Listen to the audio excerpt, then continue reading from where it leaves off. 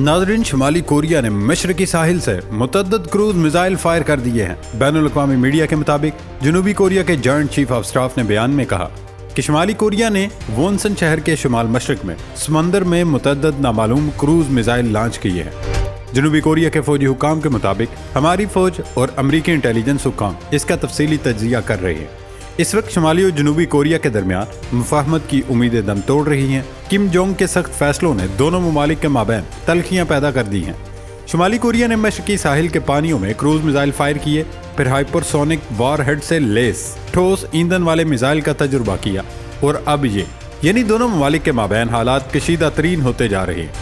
फौजी हुकाम के बयान में मजीद कहा गया कि फौज निगरानी और मॉनिटरिंग को मजबूत बना रही है और शुमाली कोरिया की तरफ से किसी भी इजाफी सरगर्मियों पर गहरी नजर रखे हुए है। शुमाली कोरिया ने रमा हफ्ते के आगाज में ऐलान किया था कि उसने एक से ज्यादा रॉकेट लॉन्चर के लिए एक नए कंट्रोल सिस्टम का तजुर्बा किया, जिसका मकसद जंगी मैदान में अपनी दिफाई सलाहियतों में इजाफा करना है।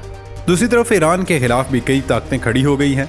ईरान के मरकजी गैस पाइपलाइन को 2 मुकामात पर धमाके से उड़ा दिया गया, जिसके बायस कई ईरानी सूबों में सनतों को गैस की फराहमी बंद हो गई। ईरानी सरकारी मीडिया के मुताबिक गैस पाइपलाइन नेटवर्क के 2 पॉइंट्स पर कल सुबह धमाके हुए। धमाकों के बाद फारस, अस्फहान, चार महल और बख्तियारी के सूबों में हाई अलर्ट कर दिया गया है। हुकाम के मुताबिक धमाकों से कोई जानी नुकसान नहीं हुआ और कौमी गैस सप्लाई नेटवर्क में कोई खलल नहीं पड़ा, लेकिन उसे हल्का नहीं लिया जा सकता। मुकामी मीडिया के मुताबिक मुतअद्दिद ईरानी सूबों में सनतों को गैस की सप्लाई मुनक़ता किए जाने की इत्तलात हैं। ईरान इस वक्त इन ताकतों के निशाने पर है जो इसराइल के साथ खड़ी है।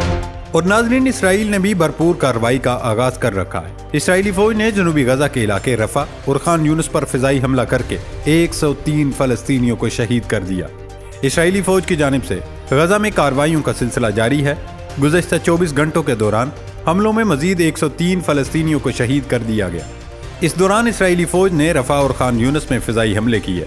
जनूबी गजा में खान यूनुस के सबसे बड़े सेहत मरकज के अंदर पनाह लेने वाले 3 अफराद को स्नाइपर्स ने हैवानियत का शर्मनाक मुजाहरा करते हुए गोली मारकर शहीद कर दिया, जबकि 7 दीगर जख्मी हुए। इसराइली फौज ने अस्पताल के अंदर से सैकड़ों लोगों को भागने का हुक्म देने वाले पंफलेट भी गिराए। अक़वाम मुत्तहिदा के सरबरा अंतोनियो गुतेरेस ने गजा में 2 सहाफ़ियों पर इसराइली ड्रोन हमले की मजम्मत की है, जिसमें दोनों सहाफ़ियों की हालत तशवीशनाक है। गजा पर इसराइल के हमलों में 7 अक्टूबर से अब तक कम से कम 28,473 फलस्तीनी शहीद और 68,146 दीगर जख्मी हो चुके हैं। इसराइली फौज बेघर फलस्तीनियों की सबसे बड़ी आबादी पर जलगार करने की तैयारी कर चुकी है। रफा में 12 लाख से जायद बेघर फलस्तीनी पनाहगज़ीन हैं। दूसरी जानब अमरीकी सेनेट ने इसराइल के लिए $14 अरब की इमदाद की मंजूरी दे दी। ताहम इसराइल को हमास के साथ जंग बंदी के लिए बढ़ते बैनुल-अक़वामी दबाव का सामना है, क्योंकि वो रफा पर हमले की तैयारी कर रहा है, जहां 10 लाख से जायद फलस्तीनी फंसे हुए हैं। फ्रांसीसी खबर रसां इदारे AFP के मुताबिक अमरीकी खुफिया इदारे CIA के डायरेक्टर विलियम बर्न्स ने मोसाद के सरबराह डेविड बर्निया से काहिरा में मुलाकात की, जिसमें कतर की सालिसी में हमास की जानिब से यरगमालियों की रिहाई के बदले में आर्जी तौर पर लड़ाई रोकने के हवाले से बातचीत की गई। मिस्र की अल-काहिरा न्यूज़ ने एक सीनियर मिस्री ओहदेदार का हवाला देते हुए बताया कि मुज़ाकराती अमल का हिस्सा मिस्री वज़ीर आज़म और दीगर मिस्री हुक्काम भी हैं। वो पुरुमीद हैं और आने वाले मजीद 3 दिन तक बातचीत जारी रखी जाएगी। इसराइली फौज की जानिब से गजा में 2 यरगमालियों को रिहा करवाए जाने के 1 रोज़ बाद दीगर यरगमालियों के रिश्तेदारों ने काहिरा में मुज़ाकरात से कबल डेविड बर्निया और इसराइली वफद से जज्बाती अंदाज में यरगमालियों की रिहाई के लिए इल्तजा की। उनका कहना था कि हम तब तक घर नहीं जाएंगे जब तक सारे वापस नहीं आ जाते, जिंदा या मुर्दा। इसराइल में यरगमालियों की रिहाई के लिए बनाए जाने वाले campaign group hostages and missing families forum ने इसराइल पर जोर दिया कि वो गजा में मौजूदा 130 के करीब की वापसी के लिए हर ऑप्शन इख्तियार करे, जबकि दूसरी जानिब इसराइल का कहना है उनमें से 29 हलाक हो चुके हैं। दोस्तों, इसराइली हुकूमत के अदाद-ओ-शुमार के मुताबिक अस्करियत पसंदों ने 7 अक्टूबर को हमलों के वक्त 250 अफराद को यरगमाल बनाया गया था और हमलों के नतीजे में 1160 अफराद हलाक हुए थे, जिनमें ज्यादातर आम शहरी थे। फलस्तीन के शोबा सेहत के हुकाम का कहना है कि उसके जवाब में इसराइल की जानिब से शुरू किए जाने वाले बड़े फौजी ऑपरेशन के नतीजे में अब तक 28,473 से जायद फलस्तीनी हलाक हो चुके हैं, जिनमें ज्यादातर खवातीन और बच्चे शामिल हैं। काहिरा में मज़कूरा इजलास एक ऐसे वक्त में हुआ جب امریکہ اور اقوام متحدہ نے رفح میں عام شہریوں کے تحفظ سے متعلق اسرائیل کو خبردار کیا ہے۔ فلسطینی شہریوں کا کہنا ہے کہ ان کے پاس جانے کے لیے کوئی جگہ نہیں۔ رفح کے سرحدی علاقے کے قریب خیموں میں موجود بعض رہائشی وہاں سے آگے جانے کی تیاری کرتے دیکھے جا رہے ہیں۔ ان میں سے ایک غزن فائر کا کہنا تھا کہ ہم گلیوں میں سو رہے ہیں کیونکہ خیمہ چھت نہیں ہوتا، یہ نائلون سے بنے ہیں، اگر ان سے میزائل ٹکرا جائے آپ فوراً مر جاتے ہیں۔ اردن کے شاہ عبداللہ دوم سے پیر کو ملاقات کے بعد امریکی صدر جو بائیڈن کا کہنا تھا کہ رفح میں عام شہریوں کو محفوظ بنانے کی ضرورت ہے کیونکہ وہ شدید خطرات سے دوچار ہیں۔ پچھلے ہفتے حماس کی جانب سے جنگ بندی کی شرائط مسترد کرنے کے بعد اسرائیل نے رفح میں حملے کیے اور 2 یرغمالیوں کو آزاد کرایا گیا۔ ان حملوں میں 100 کے قریب افراد ہلاک ہوئے تھے۔ ان حملوں کے نتیجے میں سینکڑوں فلسطینی جان سے جا چکے ہیں، جن میں اکثریت بچوں اور خواتین کی ہے۔ رفح میں 15 لاکھ سے زیادہ فلسطینی مقیم ہیں اور وہاں زندگی کی بنیادی ضروریات کا بھی فقدان ہے۔ OIC نے بدھ کو ایک بیان میں خبردار کیا کہ عالمی عدالت انصاف کے حکم کی صریحاً خلاف ورزی کرتے ہوئے اسرائیل نے جارحیت میں اضافہ کیا، جو نسل کشی کے جرم کا تسلسل، غزہ پٹی میں انسانی مصائب میں اضافے اور فلسطینی عوام کو زبردستی بے دخل کرنے کی ناقابل قبول کوشش ہے۔ بیان میں کہا گیا کہ ICJ نے قابض طاقت اسرائیل سے مطالبہ کیا کہ وہ نسل کشی کے جرم کی روک تھام اور سزا سے متعلق کنونشن کے آرٹیکل 2 کے دائرہ کار میں تمام کارروائیوں کے ارتکاب کو روکنے کے لیے فوری اقدامات کرے۔ OIC نے مشرقی مقبوضہ بیت المقدس سمیت مقبوضہ مغربی کنارے میں فلسطینی شہریوں، ان کی زمینوں، املاک اور مقدس مقامات کے خلاف انتہا پسند آباد کار گروہوں اور قابض اسرائیلی افواج کی جانب سے جاری حملوں، اشتعال انگیزی اور منظم دہشت گردی کی بھی مذمت کی ہے۔ ناظرین، دوسری طرف حماس کے کتوں نے بھی اسرائیلی افواج کے ناک میں دم کر رکھا۔ اسرائیلی نیچر اینڈ پارکس اتھارٹی کے جنوبی ڈسٹرکٹ انسپیکٹر کوبی سوفر نے اس ہفتے کے شروع میں اطلاع دی 7 اکتوبر اور اس کے بعد حماس کے خلاف جنگ کے بعد سینکڑوں آوارہ کتے غزہ سے فرار ہو چکے ہیں، اسرائیلی علاقے میں داخل ہو کر غزہ کی سرحدی برادریوں کے کھنڈرات میں چھپ گئے ہیں۔ یہ کتے جا کر اسرائیلی افواج پر حملہ آور ہو رہے ہیں اور ان کے پاس ان کو کنٹرول کرنے کے لیے کوئی آپشن نہیں۔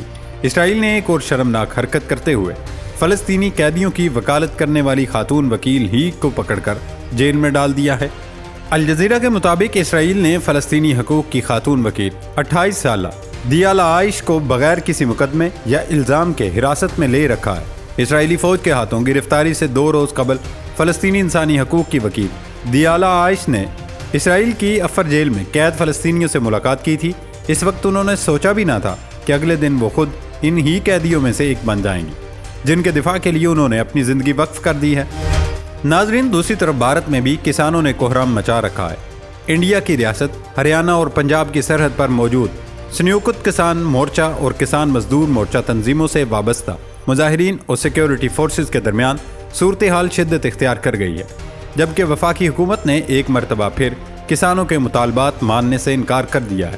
انڈین اخبار دی ہندو کے مطابق حکومت نے کسانوں کو مذاکرات کے لیے ایک مرتبہ پھر دعوت دی ہے، جس کا اجلاس آج متوقع ہے۔ کسانوں کا سب سے اہم مطالبہ ہے کہ حکومت فصلوں کے لیے کم سے کم امدادی قیمت اس کی ضمانت کے لیے ایک قانون وضع کرے۔ گزشتہ روز مختلف ریاستوں سے تعلق رکھنے والے ہزاروں کسانوں نے دہلی چلو مارچ کا آغاز کیا تھا، جس کے پیش نظر دارالحکومت کے تمام داخلی راستوں پر سیکیورٹی فورسز کی بھاری نفری تعینات ہے۔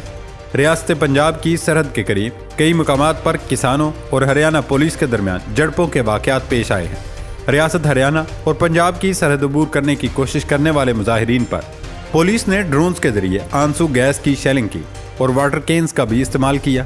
انڈیا میں ہریانہ پولیس ڈرونز کے ذریعے آنسو گیس کے شیل پھینکنے والی پہلی پولیس بن گئی ہے۔ جھڑپوں میں کئی کسان زخمی ہوئے ہیں، جس کے بعد ہریانہ کی سرحد کے قریب علاقوں میں پنجاب حکومت نے اسپتالوں میں الرٹ جاری کر دیا ہے، جبکہ موقع پر کئی ایمبولینسز کھڑی کر دی ہیں اور ڈاکٹروں سمیت طبی عملے کو ڈیوٹی پر رہنے کا کہا گیا۔